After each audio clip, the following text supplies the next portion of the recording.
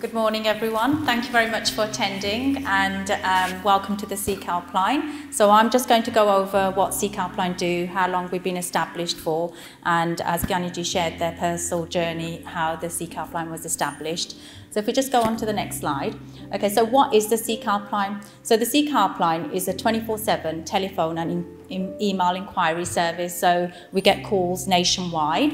It was founded over 20 years ago, and as Gyaniji mentioned how it was founded, it was basically Gyaniji was helping individuals in the community and relating to bullying and racism, and slowly it developed organically.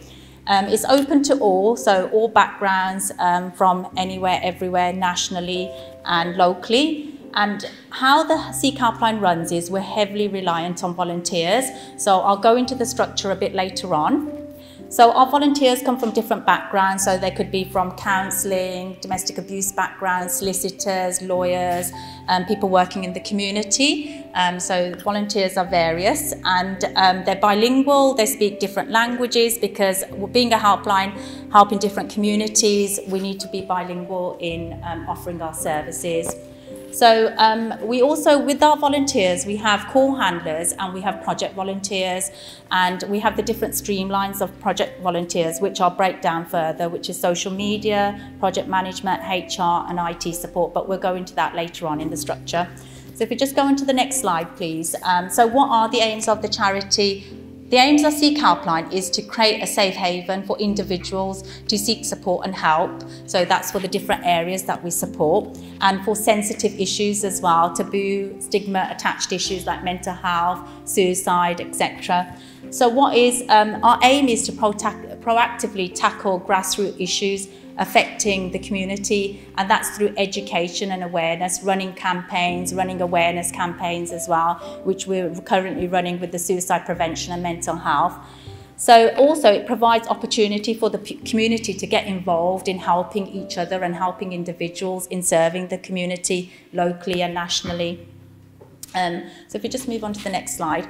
So our service users may need assistance with different areas that we support. So we support bullying, racism, mental health and well-being, domestic abuse, relationship issues, family issues, grooming, substance abuse, addiction abuse, etc. So it's a whole host of subjects that we cover.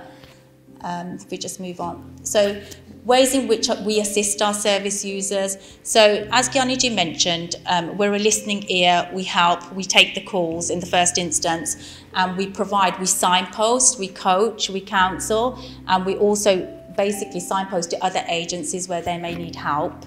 And then also mindfulness as well. So we get various calls. It could be that we're providing, it could be somebody suffering from mental health issues. We could be providing mindfulness interventions and supporting them through giving them coping strategies. So our volunteers would call them and go through some exercises with them to calm them down or help them deal with the anxiety or stress that they're going through.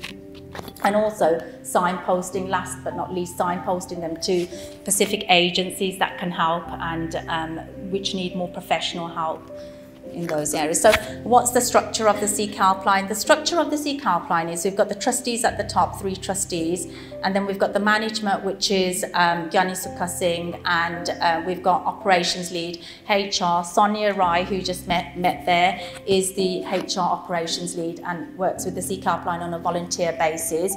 We've got operations, Kiran, who's not here with us today, but then ourselves, myself and Gurpreet, who are the coordinators of the Sea Carpline. So as I mentioned, the Sea Carpline is heavily reliant on volunteers. So we have a total number of volunteers that we have is 71. And in those 71 volunteers, we've got call handlers that deal with the calls. So the calls come into the office, we're the first point of contact, and then they're sent out to our volunteers to deal with. And then we've got 48 project volunteers, and the project volunteers deal with the different areas that we have. So we have the social media side of things, we have project and IT database support, we have like running training modules, so like when we're running awareness projects, we're running campaigns, etc. They're doing the posters, the design of it, and then also the fundraising and the events. So as you can understand, there's a lot of time involved in arranging events, etc. So the volunteers would help with that.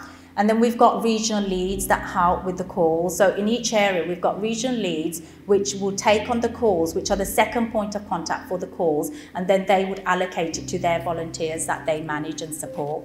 So that's the structure of the Sea Carpline at a high level. So if we just move on. So with our volunteers, they have to go through a recruitment process, which is quite rigid. So they have their DBS checked, and they go through training, they're interviewed, and they're interviewed on scenario-based questions as well. And then they have to go through induction training. Although they have experience in the background that they want to help in, they still have to go through the Sea Carpline training. And the training is delivered on the volunteer toolkit that we have for volunteers. So everything is available in one spot, and here we have all the updates for the training volunteers as well, anything that's happening in the Sea Carpline, any events that we're running, any other information that they need to know. The regional leads and the volunteers would go to this port of call to get the information that they need.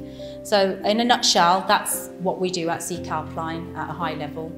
Okay, so I'll just hand you over to Detective Inspector Bedi and talk about the area that they deal with. Thank you very much.